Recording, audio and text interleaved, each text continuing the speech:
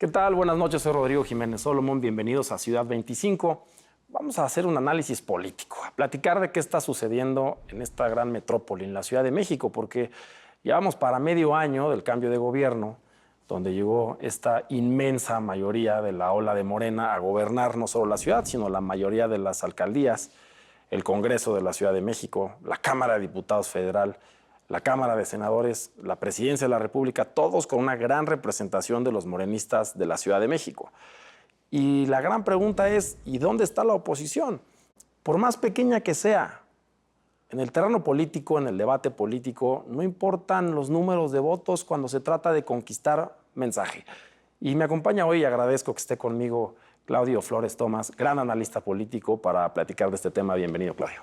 Muchas gracias por invitarme otra vez, querido Rodrigo, a Ciudad 25. Encantado de estar aquí para hablar ahora sobre nuestra ciudad, la urbe, una de las urbes más grandes del mundo y que tiene también una vocación política muy particular. Yo me siento muy orgulloso de ser chilango y de saber que esta es la cuna del nacimiento de la ideología, de las ideas revolucionarias de nuestro país.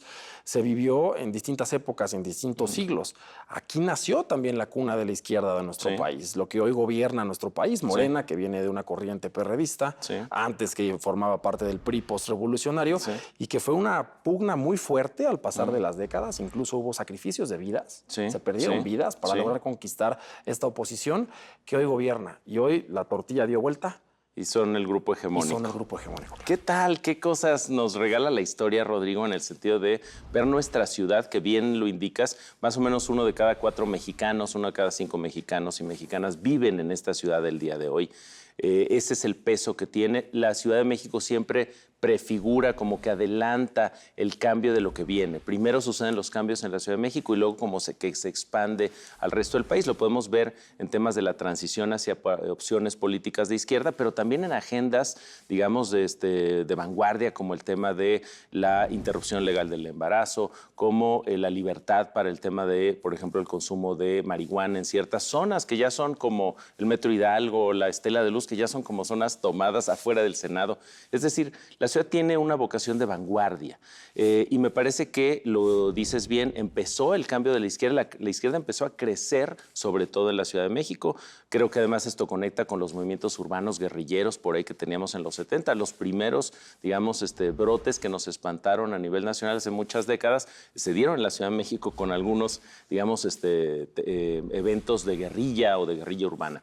Así que la Ciudad de México siempre lo prefigura. Y hoy, ¿dónde estamos en la Ciudad de México? Desde mi punto de vista, Rodrigo, estamos también en una capital de vanguardia, que por cierto es el nombre que le ponen también algunos gobernantes como una manera de presentar a la ciudad, particularmente Clara Burgada, quien hoy dirige nuestra ciudad, y que hay que decirlo, le ganó por 10 puntos a Santiago Taboada en la elección por la jefatura de gobierno de la Ciudad de México.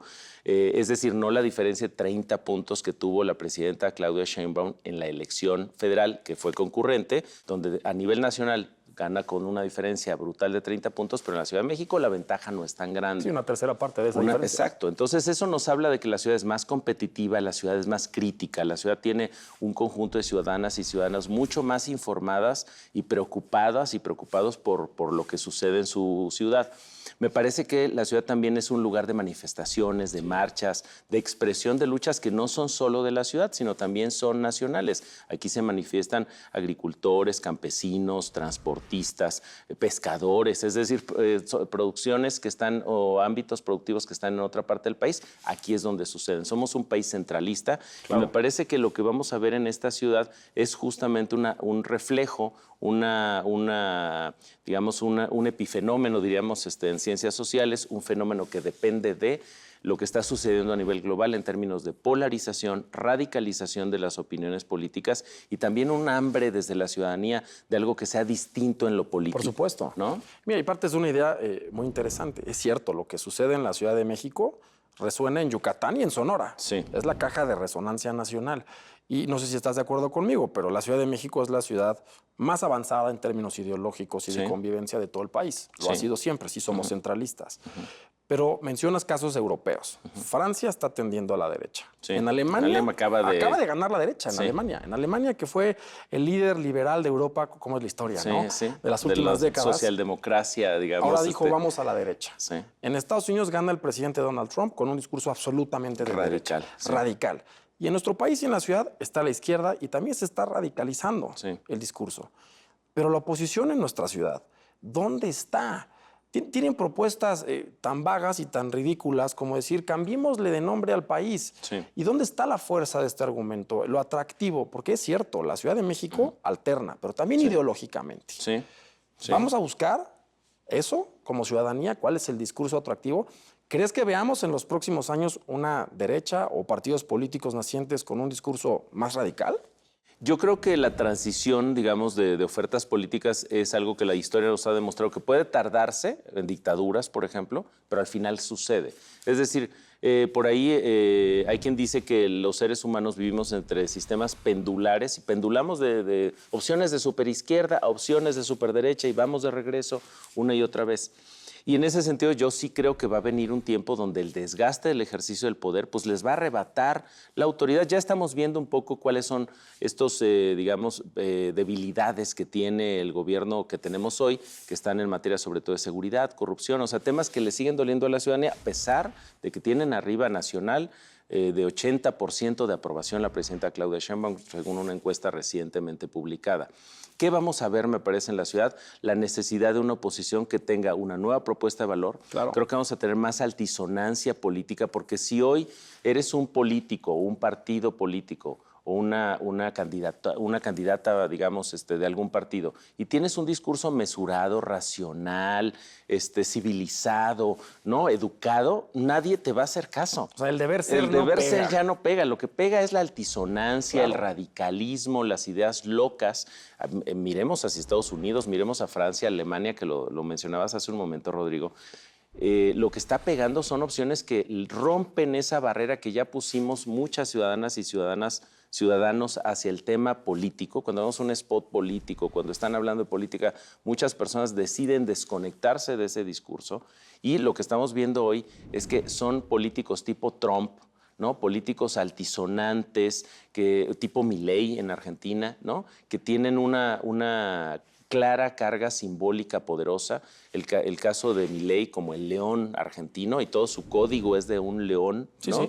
Hasta que le cayó el tema de la criptomoneda, que vaya que le está haciendo problemas. Y en Estados Unidos tenemos este liderazgo radicalizado que gobierna con muy pocas palabras, de una manera muy clara, no usa ninguna palabra sofisticada para comunicarse con sus bases. Y no es necesaria, ¿no? Ya no.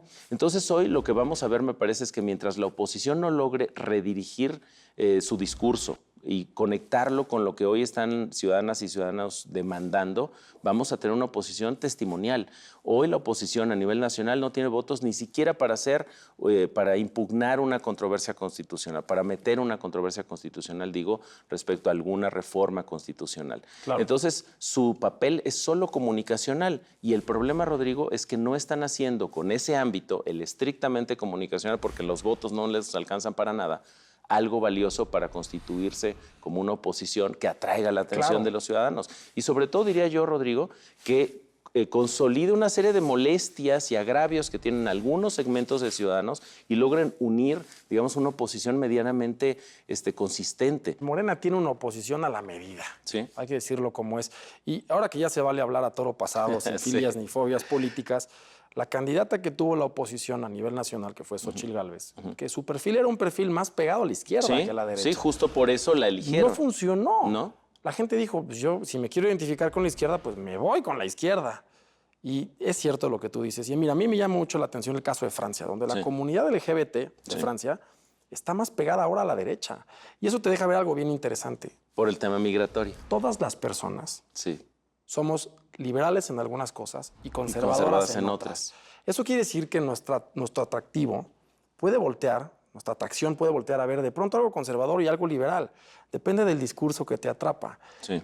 Pero el problema no acaba ahí, Claudia. El problema es cuando sí tengamos a líderes de ultraderecha en México, de derecha, con un discurso atractivo, pegador, no sofisticado, que puedan ganar y entonces cumplan lo que están proponiendo, que está sucediendo en Estados Unidos. El caso de Argentina es muy interesante porque aún tiene aprobación muy fuerte, porque está haciendo lo que comprometió, igual que Trump. Se empieza a abrir un espacio político muy valioso, muy interesante para alguien que traiga una oferta de ultraderecha. Ejemplo, el tema de Bukele con el asunto de encarcelar a los, pues a los delincuentes, ¿no? Sí, a los pandilleros, como dicen. Oye, pero los derechos humanos no importa. Lo que importa es tener a estas personas peligrosas para la sociedad dentro de la cárcel y la aprobación y cómo gana Bukele allá. Eso me parece que lo vamos a ver. ¿Por qué? Porque estos ejemplos se contagian. Es decir, ¿por qué creo que se está abriendo un espacio? Porque el principal problema que tiene hoy el gobierno federal, y diría yo también los gobiernos locales, es la inseguridad. Eso es lo que no han logrado poner bajo control.